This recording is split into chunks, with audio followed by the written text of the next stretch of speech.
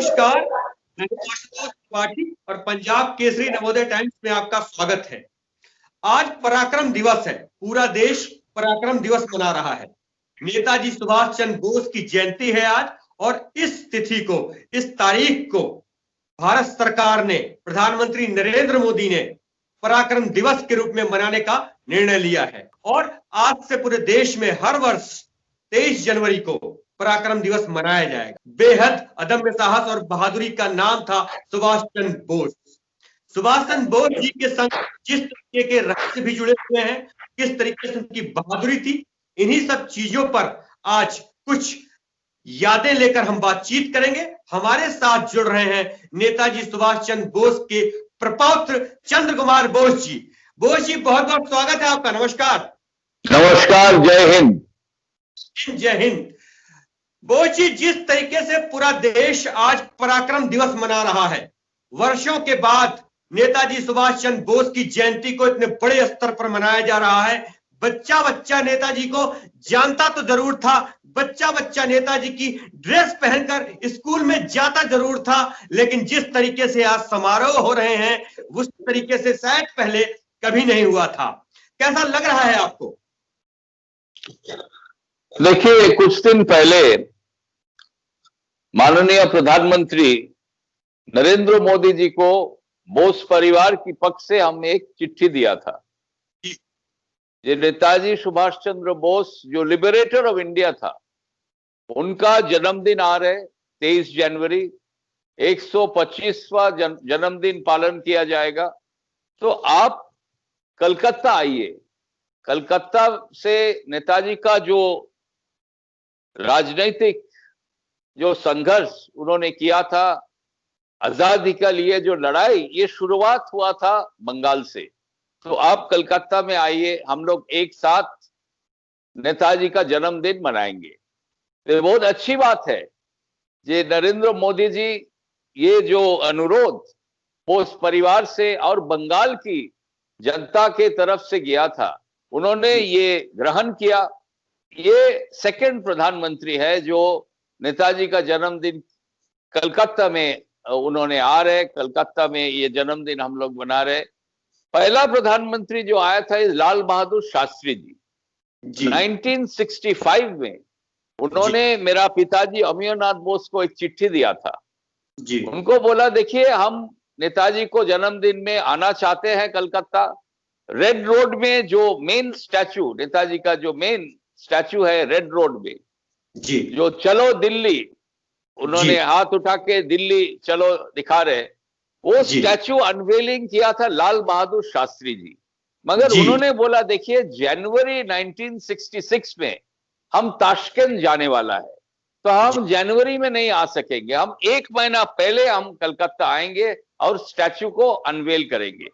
तो मेरा उम्र काफी कम था उस टाइम पर, हम उस कार्यक्रम में मौजूद थे।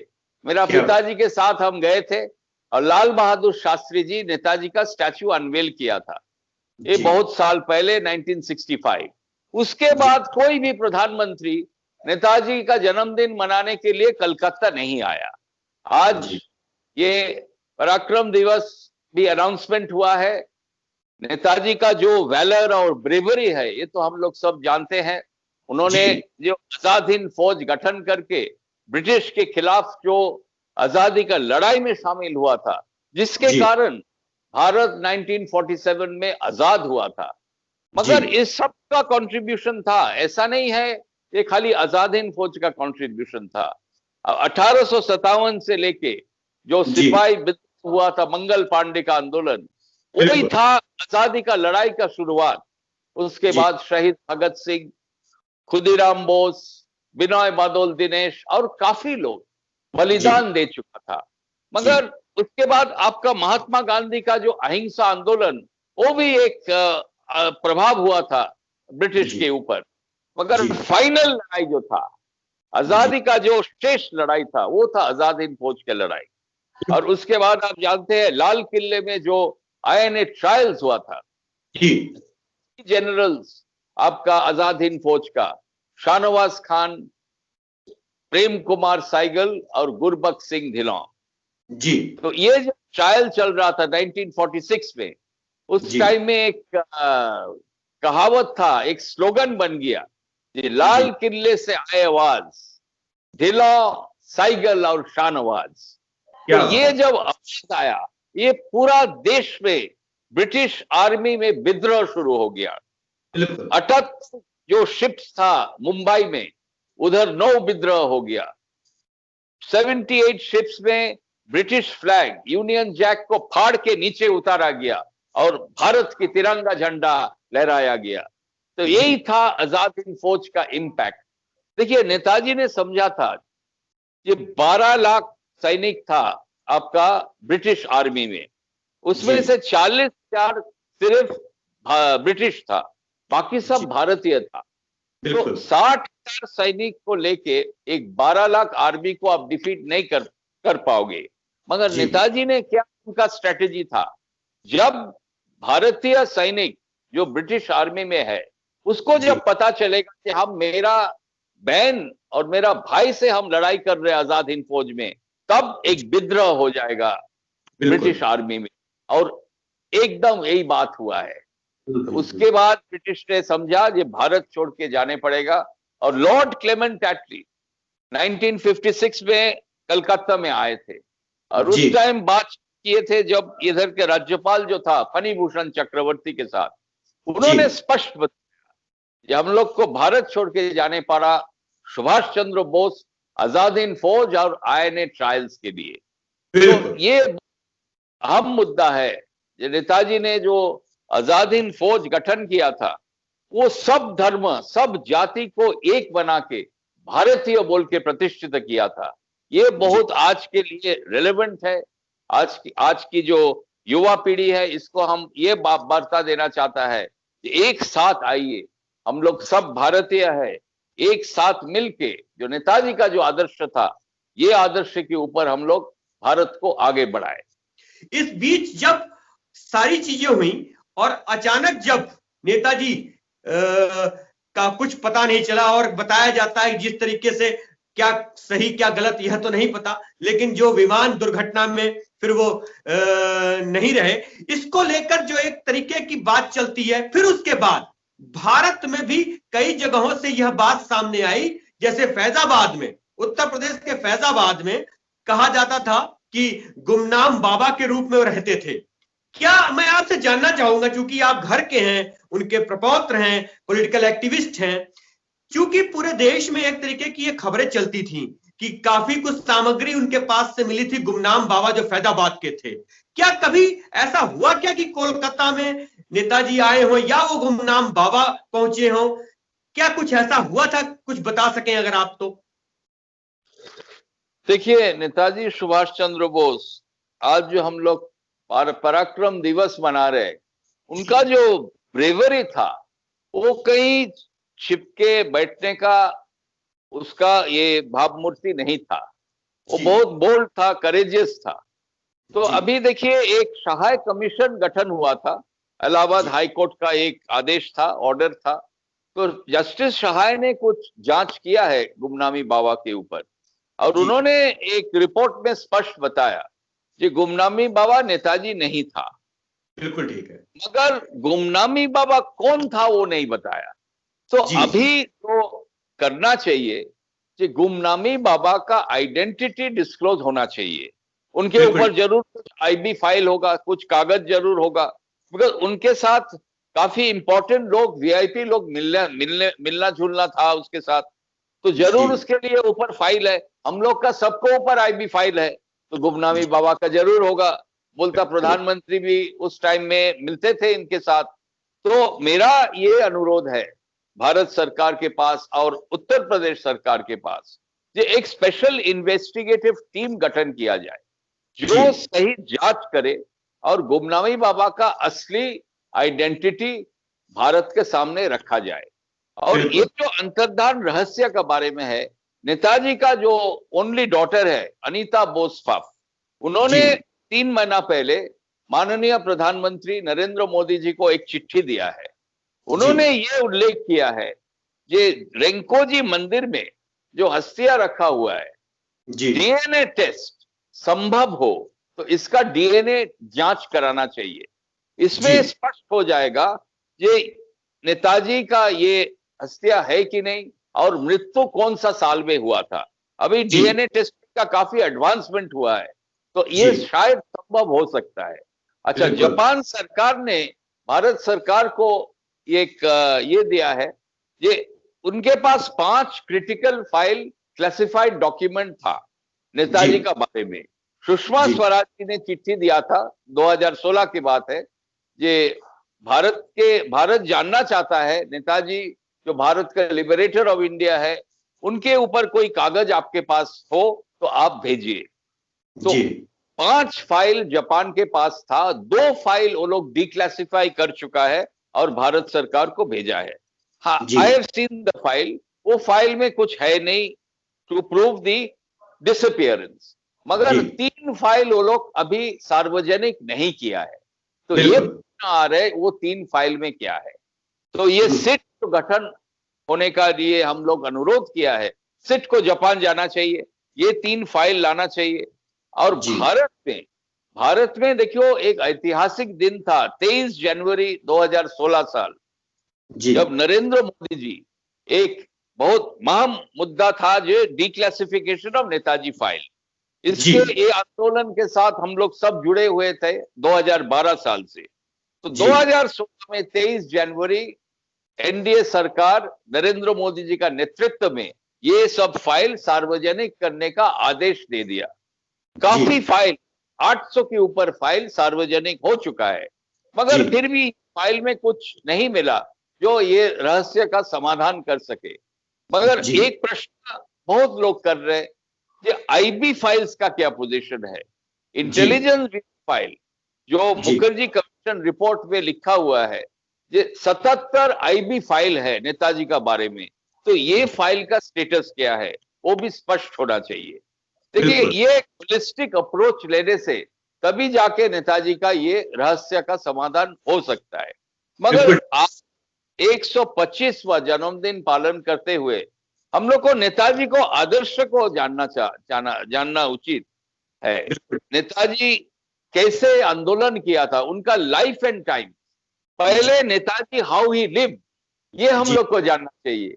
फिर हाउ ही डिड, ये हम लोग जरूर जानना चाहते हैं, मगर it is more important to know how Netaji lived. बिल्कुल ठीक है, बिल्कुल ठीक है। चंद्र कुमार जी, मैं आपसे एक चीज और समझना चाहूंगा कि जिस तरीके से पूरे देश में एक पराक्रम दिवस का समारोह मनाया जा रहा है, एक रहस्य के बारे में आपने बता ही दिया कि डीएनए टेस्ट होना चाहिए जो अस्थियां रखी हुई हैं उसका, ताकि एक रहस्य से पर्दा हटे और जो बात होती है उसका एक तरीके से निष्कर्ष सामने आए।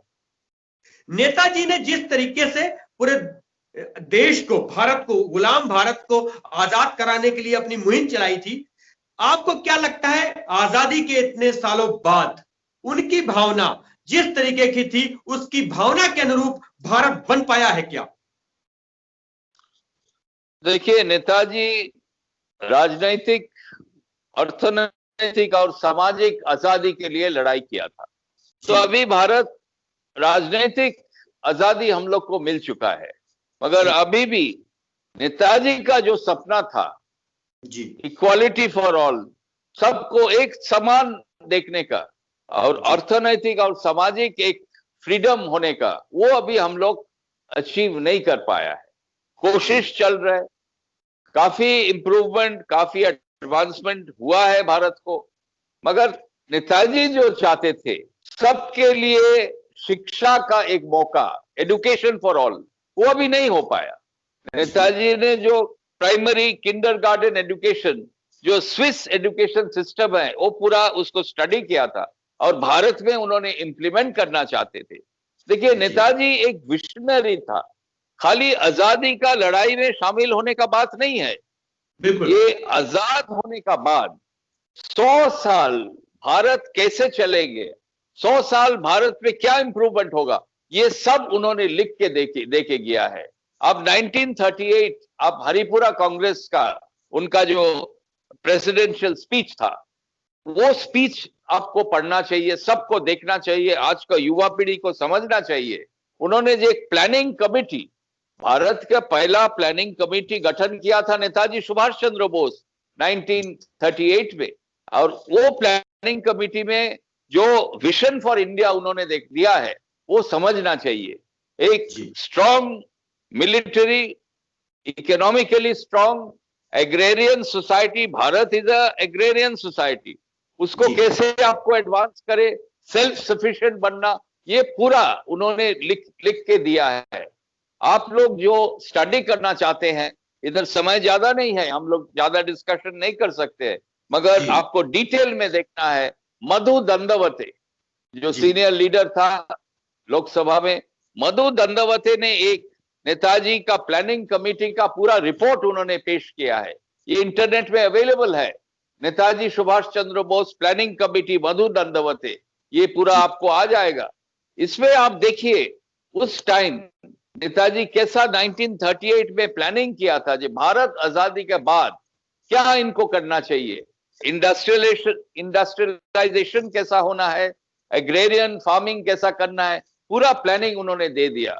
और उन्होंने जो किया है, जो आजाद हिंद फौज में उन्होंने क्या किया है, आजाद हिंद फौज में उन्होंने सब धर्म को एक करके भारतीय बोल के प्रतिष्ठित किया था। ये आज की भारत में बहुत जरूरी है। आज थोड़ा सा तो देख रहे, एक सब उग्रवादी लोग हैं जो भारत की बर्बादी बोलते हैं, ये लोग को भारत में ये लोग ऐसा क्यों बोल रहे हैं, समझने पड़ेगा। नेताजी ने जो किया था, सब भारतीयों को एक बना के एक साथ उन्होंने आजाद हिंद फौज में काम किया था। तो ये जो उनका जो आदर्श है, ये आदर्श को समझने पड़ेगा और भारत में इंप्लीमेंट करने पड़ेगा। बिल्कुल ठीक है। चंद कुमार जी, आप पॉलिटिकल एक्टिविस्ट हैं और लंबा अनुभव है आपका।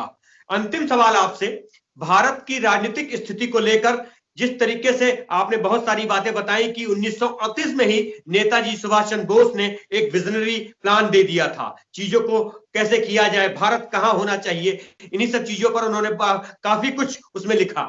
क्योंकि आप पॉलिटिकल एक्टिविस्ट हैं, लंबा अनुभव है आपको, क्या लगता है आपको कि देश की राजनीतिक स्थिति जो अंतरराष्ट्रीय स्तर पर है, वह किस स्थिति में है देश, और आगे क्या किया जाना चाहिए अकॉर्डिंग टू 1938 जो विजन था उनका नेताजी का, उसके संदर्भ में? देखिए, आज भारत के सामने काफी समस्या है, ये बात तो सही है, मगर नरेंद्र मोदी जी एक अच्छा लीडरशिप दे रहे। समस्या काफी है, अब समस्या बढ़ते जा रहे, मगर फिर भी मोदी जी ने जो नारा दिया है, सबके साथ सबके विकास और सबके साथ सबके विश्वास, ये नेताजी का आदर्श है। ये मोदी जी ने नारा दे दिया, मगर इसको इंप्लीमेंट करने पड़ेगा। ये इंप्लीमेंट हम लोग को करने पड़ेगा, मोदी जी अकेला नहीं कर सकते हैं। तो आइए एक साथ मिलके, नेताजी ने जो नारा दिया था जो सबके साथ मिलके आजादी का लड़ाई में शामिल होने के लिए, तो उसी हिसाब से मोदी जी का नारा है, सबके साथ मिलके भारत को आगे बढ़ाए, भारत का इकोनॉमी आगे बढ़ाए। तो ये हम लोग एक साथ, देखिए ये टीम वर्क है, ये अकेला नहीं हो सकता है। नेताजी का भी एकदम टीम वर्क था, उनका जो आर्मी जनरल्स था, उनका जो मंत्री लोग था, वो एकदम मिल के वो लोग काम करते थे।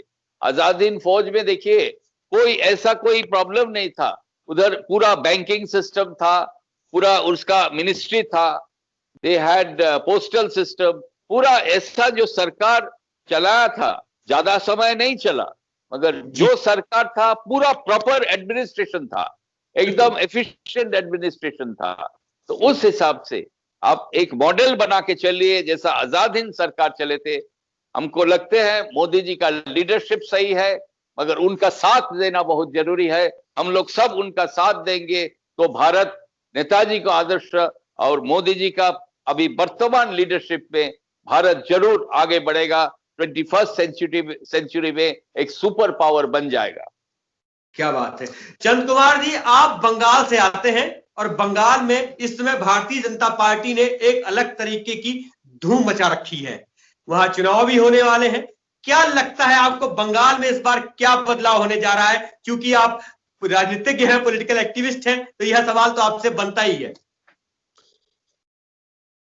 देखिए, पश्चिम बंगाल की जनता फिर से एक परिवर्तन के लिए तैयार हो गया है।